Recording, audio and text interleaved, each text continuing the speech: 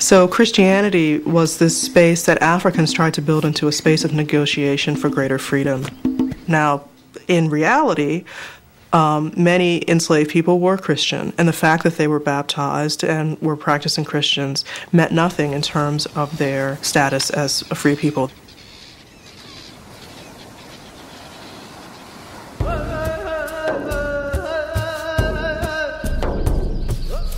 The Dutch West India Company has a very problematic relationship with the area Native Americans. By 1639, relations had deteriorated into war. At that point, a number of the Creoles are put into the military force against the Indians. There is a fear among Europeans during this time that African Americans may join with Native Americans. And the First 11, in fact, used this fear to negotiate.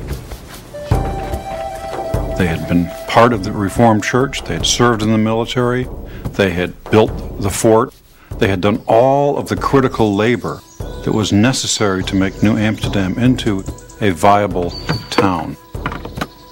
Now, it was their time to be free. The company responded with what has become known as half-freedom. These men and their wives could live on what became known as the free Negro lots. They could farm their own land, and they paid a kind of tribute in return to the company. The company also had the right to call them up if they needed their labor. Don't get the idea that these were just nice people and wanted to allow these Africans an opportunity. They calculated they could make more money with half freedom, and therefore they used that system.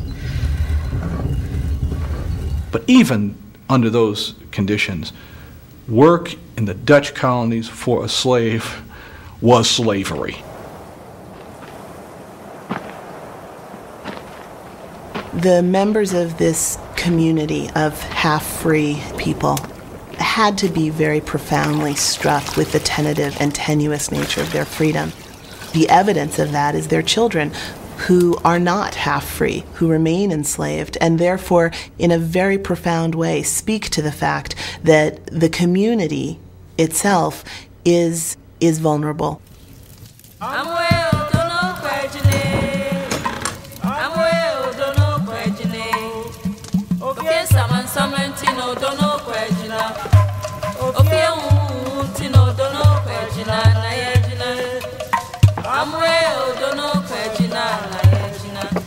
Half-free blacks don't separate themselves from enslaved blacks. In fact, they work at times to try and negotiate freedom for other enslaved people. Over the years, these 11 men and their wives continue to bargain, petition for freedom for their children. New Amsterdam is now becoming a good-sized town. At least 20% of the people are black. Some of them are slaves, some are half-free, some are free, but wherever you are in that spectrum, you can see the possibilities. Half-freedom is this moment where a group of slaves has moved to a new status, and there's probably a belief among the people in the slave community that they too can achieve a new status. Not perfect, not full freedom, but something better and more autonomous than what had existed before.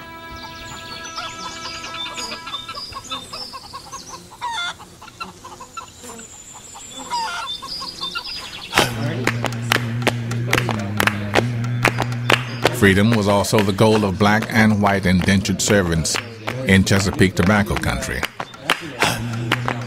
Since the early 1600s, black people had trickled into the area. Most were enslaved, others indentured servants. A few were free. John Punch was a black indentured servant. James Gregory, a Scotsman, and Victor, from the Netherlands, served with him on a small tobacco farm.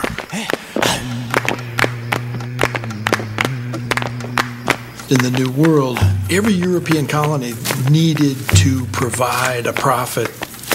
In the Chesapeake Bay, Virginia, Maryland, the more tobacco you could plant, the more profits you could reap, the more pleased the investors back in England would be. and there is tremendous pressure for labor. They hoped to use Native Americans that they found in Virginia as a labor supply. They were disappointed because the Native Americans in Virginia were powerful enough to frustrate the attempts to use them as forced laborers. It was at that point that the British turned to British laborers under the indentured servitude system. The status of indentured white servants and indentured Africans was very similar. They were both, of course, hired for a period of time, and both could become free. And let's also say that both were treated real bad. To be an indentured servant in this country meant that you literally didn't have any rights.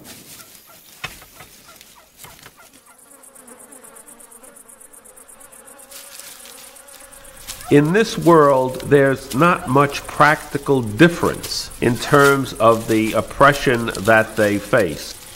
In some measure, that equality is an equality because these people can't be treated worse. By 1640, indentured servants were essential to the profits of Virginia tobacco farmers. Their labor made tobacco the colony's most profitable export.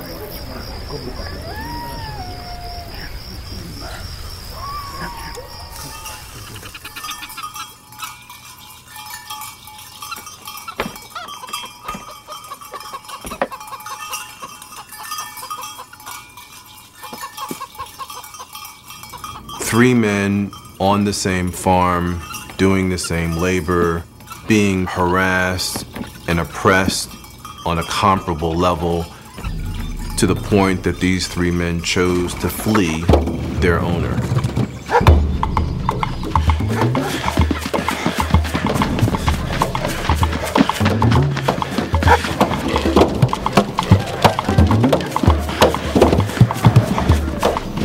John Punch, Victor, and James Gregory crossed the Virginia border into southern Maryland.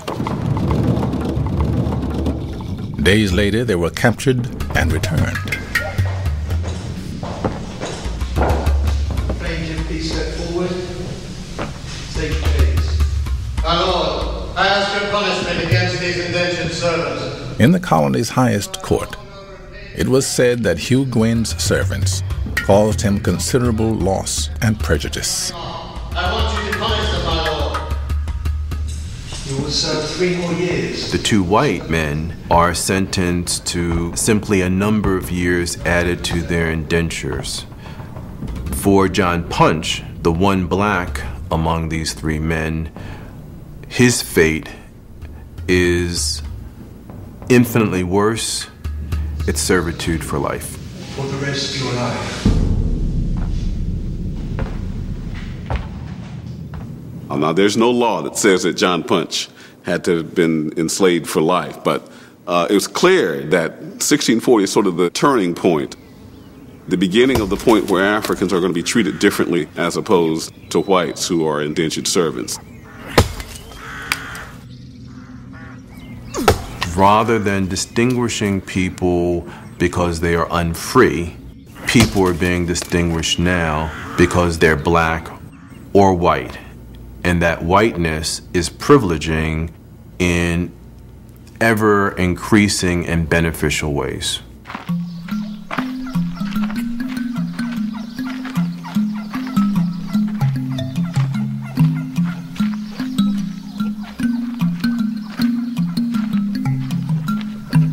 Emanuel Drigas first appears in the records of the Eastern Shore of Virginia in about 1645 as the slave of Captain Francis Pott. Emanuel Drigas fits nicely into the category of people that we are coming to call Atlantic Creoles. He had this European name, Portuguese really. Drigas is just an anglicization or a shortened form of Rodriguez. As part of Emanuel's servitude, Captain Pott provided him with a cow and a calf.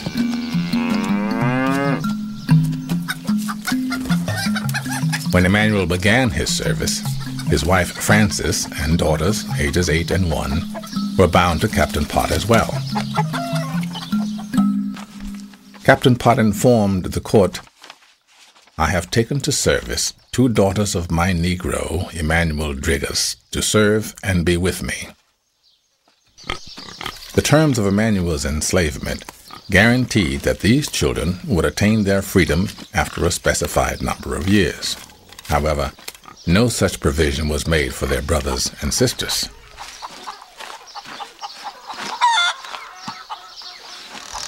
Captain Pott ran into some financial difficulties. He instructed his nephew to try to arrange things to get him out of debt and told him particularly that he would rather part with anything other than his Negroes. Yet in 1657, after 12 years of service, Emmanuel's family became Captain Pott's way to arrange things.